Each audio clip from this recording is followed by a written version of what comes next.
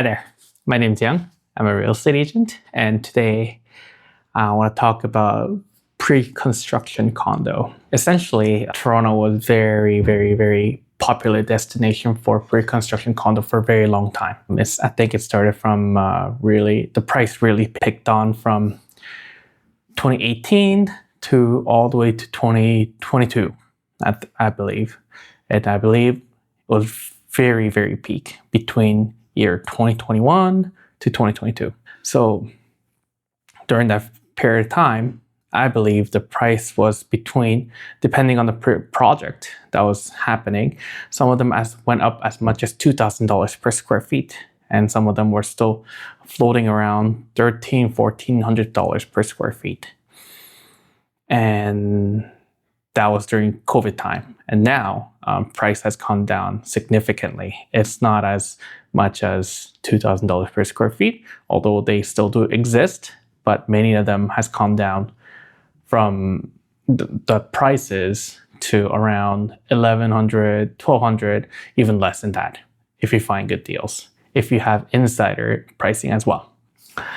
So I also have bought pre-constructions in the past for myself, and I also have bought pre-construction for my clients.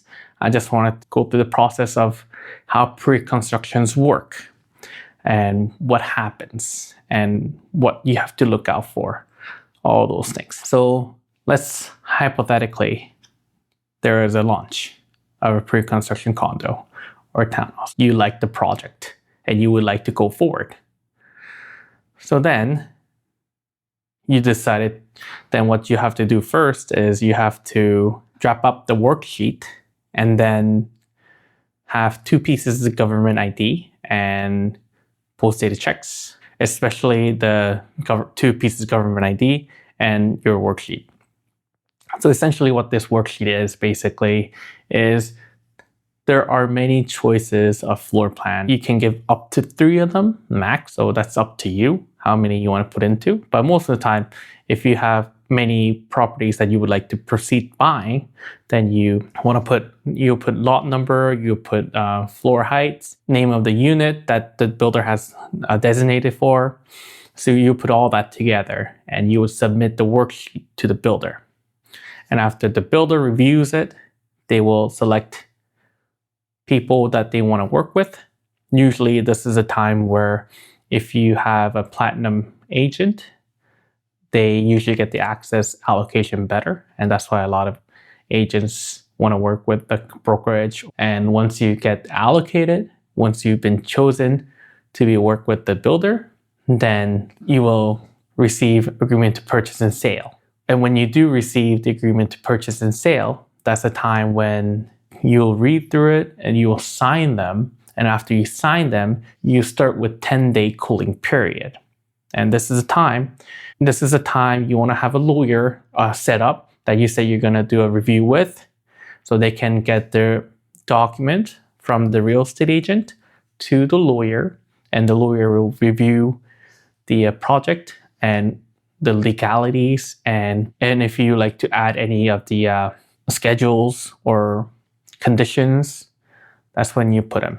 So typical conditions that you want to put in when you're buying pre-construction condo or pre-construction detached or townhouses or semis. Some of the things that you want to put in is are that the builder will allow lease term interim occupancy if it's not there.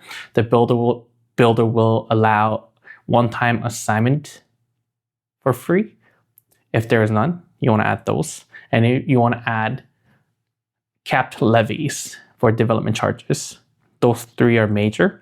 And any other ones I would like to usually put in is the power to add family member's name in your agreement to purchase and sale. That's something I would like to put. What else? Yep, development charges, capped levies, and possibility to add family member or spouse name for when you're closing and you need help. Yep, that's the majority of it. And any other conditions that you want to add, those are the times you want to add them, especially if the builder did not give it to you. The second thing that you have to do during the 10-day cooling period is for you to get either get builder's approval for your net worth if you're not getting a pre-approval letter, or second, get a pre-approval letter from any of the financial institutions that the builder allows for you to get. So you can't get any other random bank. You have to get it from the list of choices. So during this after the 10-day cooling period is over and you have mortgage approval, you got all the schedules done, then your agreement to purchase and sale has been firmed up. That would be the time to congratulate. And after that, but of course, while you're putting in the offer, there are some things as a realtor should also tell clients as well. This is done by the solicitors, first of all, but before solicitors tell them, I think it's also good that realtors tell their clients what may happen. So there may be changes on your floor plan. Even though you agreed to buy this specific floor plan that you want to buy, there could be changes to apply to the floor plan. It's not going to be major, but it might be minor changes. And that could be having the sliding door to the balcony in your bedroom instead of the living room. Those are the stuff that you don't want to make it happen. So if that happens, then that's why you also, first of all, you have to look at the floor plan very carefully. And second of all, if that exists, then it could happen. And any other things are material changes to the end product. So it could have been quartz countertop, but it could be some other stone countertops that could be happening.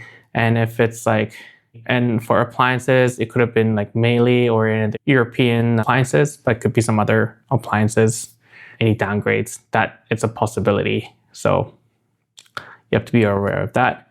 And the most important thing is that there could be delays. There could be significant amount of delays during the construction period, and it might get delayed a long time. And this is when usually I do say most of the time that if it's a pre-construction condo, you may want to, there's a chance that it's going to take additional 1 more year. And if something like force majeure happens, then it could be delayed indefinitely, like during COVID, when you didn't have any the materials for the builder to build. And that's the time when force majeure would happen, and a lot longer and indefinitely and the builder will not be reliable for any damages or any issues if it's force majeure. You want to know about these as well. So after you go through with lawyer and 10-day cooling period is over, and you got the pre-approval or builder allowed your net worth approval, then everything's done. It's smooth. Congratulations. And what happens next is that you'll have, after some time later, the builder will notify you by email or phone call saying that they want you to come in for a design studio. So this is a time when you can pick whatever finishes you want to get, whatever upgrades that you want to do to your unit or to your property. This is a time you can ask the builder to do it for you. But obviously, any upgrades that you do, it does cost extra. So that's one you have to be aware as well. And so any upgrades that you do, it will be additional charges. Some builders are different. Some builders will allow you to pay, add these to your mortgage. Some builders will ask you to pay upfront during the design studio visit.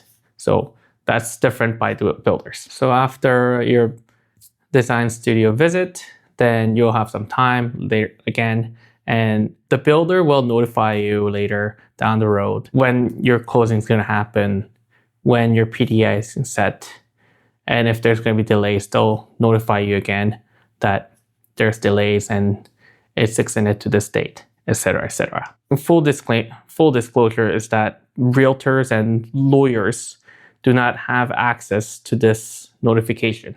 Only the buyer have the notification. It is important, and it's all buyers should know, is that if you get any notification, please do let your realtor know or let your solicitor know so that things have changed. So your realtor or your solicitor can act accordingly. We are out in the dark unless you tell us for these matters. Time passes, you have PDI, your PDI set.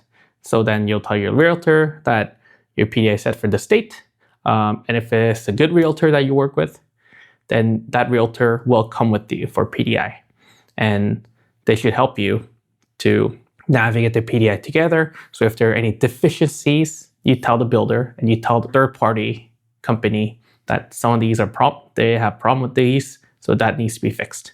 So full disclosure again, during this time, any deficiencies that you find, you tell the builder, you tell those third-party company or the builder's employee that there are deficiency, so they have to fix it. And this is why you have Terran warranty. The Terran warranty is there to protect you, so the builder fix all these issues down the road. As for me, when I was doing my PDI for my property, I had over 100 deficiencies found. It depends on what you find, and depending on how much you fight for it during PDI.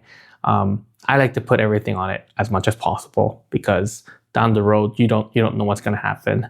And of course, you have time to add more deficiencies on your 10th day you move in, and 30th day you move in as well. You can upload all these deficiencies on your Terran warranty as well.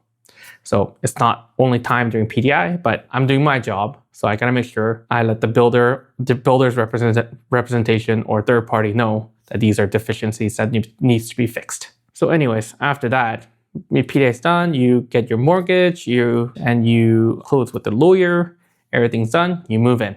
Great. You have deficiencies still left. The builder will come and they'll contact you for any time that they can come in to fix your deficiencies. If it's condo, they may ask you to sign some kind of form saying that within 24 hours, they can notify you within 24 hours, and they can come in without any representation in sight, so they can fix those deficiencies. Houses are different, so that's depending on the project, depending on the builder, depending on everything. But so during deficiency, you want to be there so that they fix those for you. And it takes a lot of time for them to fix them for you. So it's important that you are there when you can, especially if it's a home or condos. I believe security guard comes with them so they can open the door for you for any deficiencies. Here's a very important part of the deficiencies. You, as a homeowner, should not change or alter anything in the house.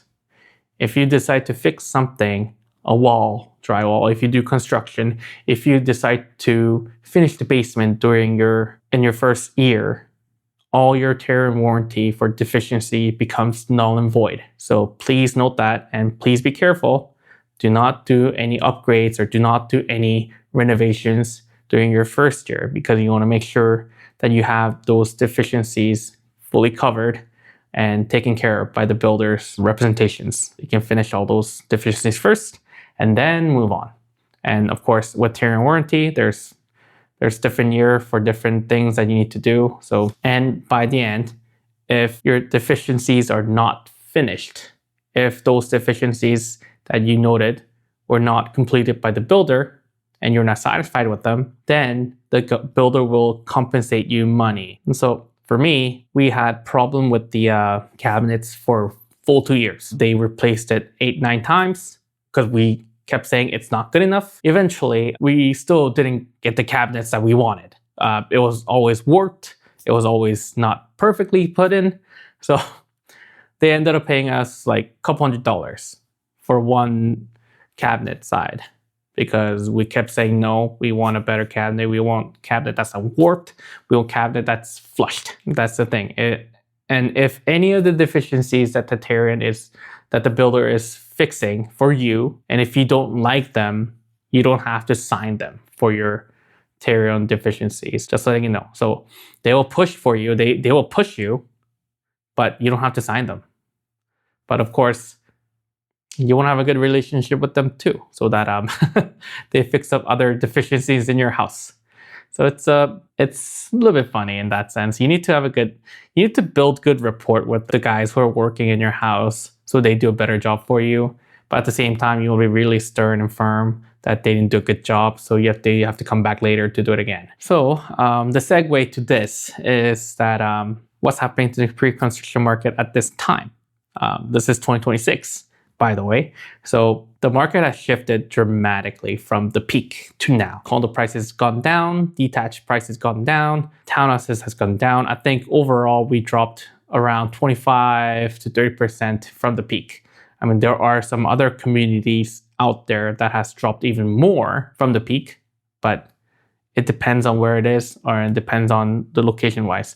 I mean, to be honest, some locations in Toronto, like very desirable neighborhoods, their prices hasn't really gone down. And in fact, some of those neighborhoods I've seen has gone in price, in value from the peak. So everything depends on where it is, what location it is, and what's out there, and what the demand is compared to supply. The segue that I want to go to is that there are still good pre-construction properties out there. There are good builders and good location that is still sitting to be sold. I was very lucky that I had these access and that I had relationship with the builder, that I was able to get very good price for some of these properties. So of course, if I know of a good project and good prices, I will tell my clients around. And within a month of mid-February to now, I did sell pre-construction condos. I can't disclose where it is. I can't disclose what the price was. But if you are interested, let me know, because I got them for a very good price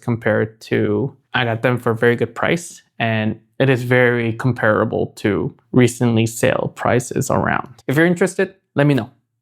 And you can DM me, you can message me, you can call me, you can email me. And these projects can be found in downtown Toronto. You can find them in North York. You can find them essentially anywhere in GTA if you want to find something and do a deal. I know that market's not the best right now, but if you need to buy a home anyway, if you need to upsize, this is a good time for you to upsize as well. I do strongly recommend that this is time to buy for your primary residence. You do not want to buy investment at this time unless you have enough money to put it down and you can absorb any damages down the road. I believe the condo market will recover eventually, but it will take a long time. I'll say minimum 4 or 5 years. I mean, detached and townhouses are a completely different story. And going back to what I said earlier, location matters. Where you buy matters. And builders know that. Everybody knows that.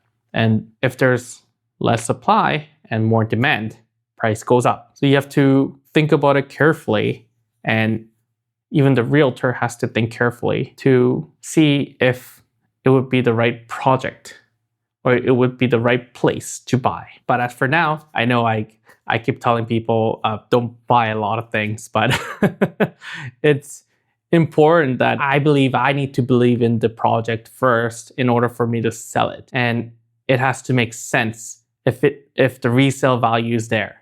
And if the resale value and pre-con value is significantly apart, how can I sell the project? It doesn't make sense. That's why it's important for me that I need to believe in the project. I need to believe that it makes sense. I believe that my clients who buy it with me will not be suffering significantly, or even to make money in the future. I would love them to make money in the future. Going on top of that, so right now, if you're buying pre-construction condo or detached or townhouses or any projects, now Bill C-4 has passed. You can get 5% GST rebated after you close. So I think people get mixed up that 5% GST rebate is imminent, and it's done right away. Nope, that's not the case. You do have to pay full price first to the builder when you're closing. And after that, when you finish closing the property, then you get to apply the 5% GST to the CRA to get that reimbursed. So keep that in mind. And also, you get full 5% up to $1 million. Anything over $1 million to 1.5, the 5% GST is not, it's diminishing in value. And you don't get any GST back if it's over $1.5 million. I think that's all I needed to say today. There are still a lot of projects out there that has dropped their prices significantly, that you can actually make money, and it's really good for what it's worth. So Doug Ford announced a big news today, and this impacts directly to housing market. So the announcement is, if you're buying a pre-construction property or substantially updated or renovated property, now you can get HST and GST back from April 1st of 2026 to March 31st of 2027. So this window is only open for 1 year. And before, it used to be just for first-time home buyer. But now you can get up to $230,000 in HST and GST back, which is great news if you're thinking of buying. So the breakdown is anything up to $1 million is $130,000 up to $130,000. And if it's $1 million to $1.5 million, it still applies same $130,000 max. And it gradually decreases from $1.5 million to $1.85 million. And if it's anything above $1.85 million, then the rebate is maxed at $24,000. Anyways, I think this is a great news for anybody who's looking to buy. And this window only is available for 1 year from April 1st of 2026 to March 31st of 2027. So again, great time. So if you're thinking of buying, let me know. More than happy to help you out. And why I think the Doug Ford is doing this is because, I don't know if you noticed, but there are a lot of inventory properties available in the market right now. And I've been advertising there's a lot of inventory properties in the market. And this is a perfect timing. A lot of builders were having difficulty to get rid of their inventory. So this would be a great time, and this would be beneficial for both beneficial for home buyers as well. The only people that are not getting any potatoes out of this is the government. But government, at the end of the day, they'll get property taxes from us anyway. So they're getting some potatoes out of it as well. So this is a win-win-win for everybody. So if you're interested in buying a property, let me know. More than happy to help you out. Anyways, thanks. Have a good one. Bye.